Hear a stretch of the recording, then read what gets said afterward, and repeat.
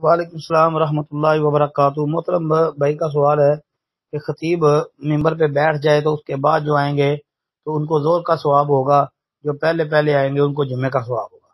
محترم بھائی ایسی بات نہیں ہے، بات صرف یہ ہے کہ جو بندہ خطیب کے خطبہ دینے کے لیے ممبر پہ بیٹھ جانے کے بعد تشریف لائے یا خطبے کے دوران آئے تو وہ جو جمعے کے خطبے سے پہلے آنے کی جو فضیلتیں ہیں، اونٹ کی قربانی کا، گائے کی قربانی کا، مینڈے کی قربانی کا، حتیٰ کہ آخری حد مطلب انڈا صدقہ کرنے کا ثواب اور اجر، ان فضیلتوں سے وہ بیچارہ ہاتھ دھو بیٹھتا ہے، یہ فضیلتیں اس کو حاصل نہیں ہوتی۔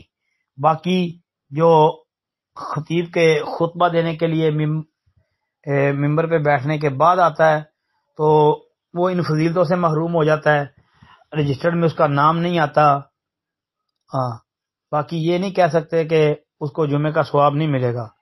اب وہ کتنا ثواب ملے گا وہ تو اللہ رب العالمین ہی بہتر جانتے ہیں۔ جمعے کا ثواب تو بھائی اس کو بھی مل جاتا ہے، جمعہ تو اس نے بھی پا لیا جس نے جمعے کی ایک رکعت پا لی، نماز میں سے ایک رکعت پا لی، اس نے جمعہ پا لیا۔ اور زور وہ پڑے گا جو ایک رکعت بھی حاصل نہ کر سکے، یعنی جمعے کی دونوں نماز کی رکعتیں گزر جائے تو اس وقت وہ شامل ہو تو پھر وہ مکمل زور پڑے جی، تو وہ اجر و ثواب سے محروم ہوگا۔ باقی جو دوران خطبہ بھی آئے گا اجر و ثواب اس کو بھی ملے گا، لیکن وہ اللہ رب العالمین کو ہی پتہ وہ کتنا اس کو ملے گا، البتہ کچھ نہ کچھ اس کو ملے گا، کیونکہ جس نے دوران خطبہ آنا اس نے 2 رکعت پڑھ کے بیٹھنا بھی ہے نا۔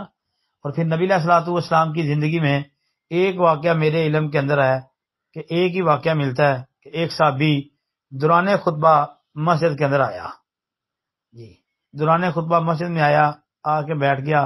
نبی علیہ الصلوۃ والسلام نے پوچھا کہ 2 رکعت پڑھی ہے؟ نہیں۔ کہا کم فصلی رکعتین، کھڑا ہو جاؤ 2 رکعت پڑھ۔